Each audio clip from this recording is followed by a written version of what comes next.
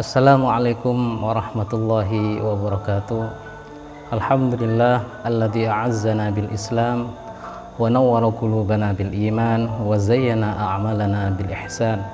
Wassalatu wassalamu ala sayyidi waladi adnan sayyidina Muhammadin wa ala alihi wa ashabihi wa man tabi'ahum bi ihsan. Alhamdulillah, kita sekarang sudah memasuki Ashrul Awakhir, 10 terakhir dari bulan Ramadan, yang di malam 10 terakhir ini ada malam Lailatul Qadar yang khairun min alfi syahrin, yang nilai pahalanya lebih baik daripada beramal selama 1000 bulan.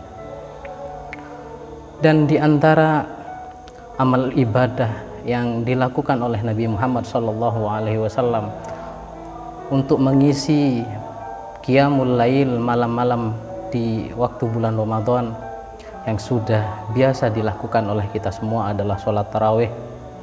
Rasulullah SAW melakukan sholat tarawih, para sahabat juga melakukan sholat tarawih, para salafun sholeh hingga di zaman kita alhamdulillah bisa melaksanakan sholat tarawih. Namun ada beberapa hal yang perlu kita perbaiki dan perlu saya ingatkan berkaitan dengan sholat tarawih yang sangat marak sekali di masyarakat. Cara pelaksanaannya yang beragam, di antara yang cepat, yang santai, dan juga bahkan ada yang terlalu cepat hingga tidak mengindahkan rukun-rukun dan kewajiban-kewajiban yang harus ditunaikan dalam sholat tarawih. Rasulullah SAW menyampaikan pesan penting kepada para imam yang mengimami sholat, entah itu sholat tarawih ataupun sholat fardhu ataupun sholat yang lain. Idza amma ahadukumun nasa falyukhaffif fa inna wara'ahum as-shaghir wal kabir was-saqim wad-dha'if wa dzal hajah. Rasulullah bersabda, kalau kalian mengimami sholat maka hendaklah ringankanlah. Artinya jangan terlalu lama membaca surat-surat yang panjang, jangan melakukan sujud yang terlalu panjang, jangan juga melakukan ruku yang terlalu panjang, karena di belakang kita sebagai imam ada yang sudah tua, ada yang masih anak kecil, ada orang yang sedang sakit, ada orang yang terburu-buru karena harus pergi untuk menyelesaikan urusan. Dalam hal ini pernah ada satu kejadian, yaitu kepada sahabat Sayyidina Mu'adz ketika beliau mengimami sholat di kota Madinah, mengimami sholat Isya. Akan tetapi di sholat Isya setelah baca Fatihah beliau membacakan surat Al-Baqarah yang tentunya hampir 3 juz, surat terpanjang dalam Al-Quran, surat Al-Baqarah dia baca di sholat Isya, dan ketika itu dia menjadi imam.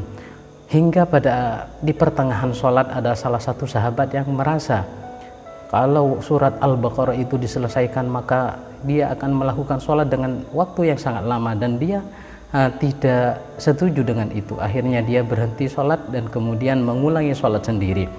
Kemudian karena kejadian itu dia datang kepada Nabi Muhammad SAW dan mengadukan perihal Sayyidina Mu'adz yang telah berlama-lama atau memanjangkan sholatnya dengan membaca surat Al-Baqarah. Kemudian Rasulullah memanggilnya dan Nabi bersabda kepada Mu'adz, afattanun anta ya Mu'adz, apakah kau akan menimbulkan fitnah wahai Mu'adz? Artinya karena terlalu lama membaca surat yang panjang dalam sholat tidak mengindahkan makmum-makmum yang ada di belakangnya. Kemudian Rasulullah menganjurkan Iqra sabbih bismi rabbikal a'la. Beliau memberikan beberapa surat yang selayaknya dibaca, di antaranya adalah sabbih bismi rabbikal a'la. Artinya jangan membaca ayat yang terlalu panjang, surat yang terlalu panjang ketika menjadi imam.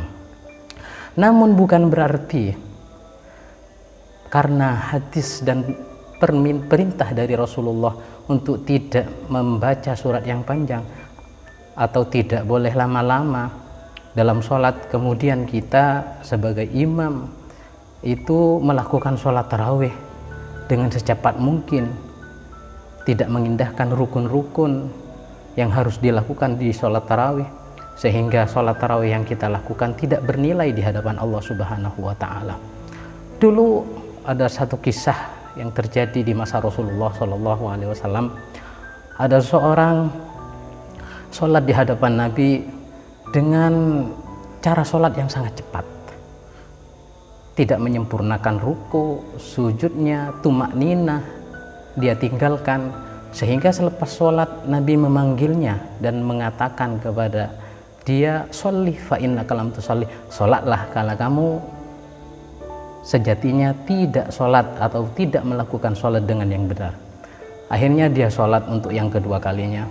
Nabi panggil lagi, kemudian Nabi juga berkata, sholli fa innaka lam tusolli, sholatlah karena kau tidak sholat, kurang tepat sholatnya. Akhirnya beliau mengulang sholat lagi hingga 3 kali, dan tetap Rasulullah berkata kepada dia agar mengulangi sholatnya. Kemudian dia mengatakan kepada Rasulullah, ya Rasulullah, saya tidak tahu kecuali apa yang telah saya lakukan.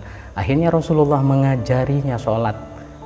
Rukun-rukun sholat beliau ajarkan, mulai dari Fatihah, berdiri, bagaimana caranya ruku dan sujud, semuanya diajarkan secara keseluruhan oleh Rasulullah Shallallahu Alaihi Wasallam. Dan hadis ini kemudian menjadi dasar dari rukun-rukun sholat yang harus dilakukan di dalam sholat.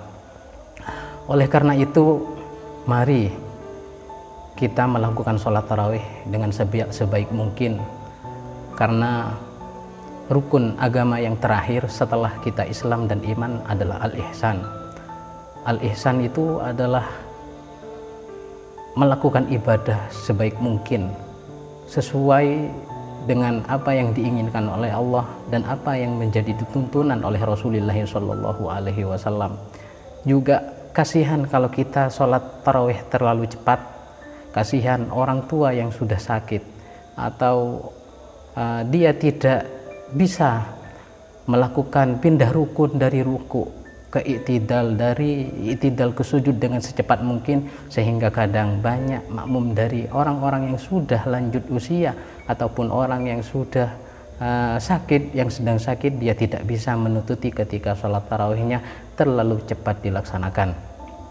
Ayo kita lakukan sholat tarawih dengan sebaik mungkin, sehingga amal ibadah yang kita lakukan di bulan Ramadan ini menjadi amalan solehan mutakabbalan, amal soleh yang diterima oleh Allah Subhanahu wa Ta'ala.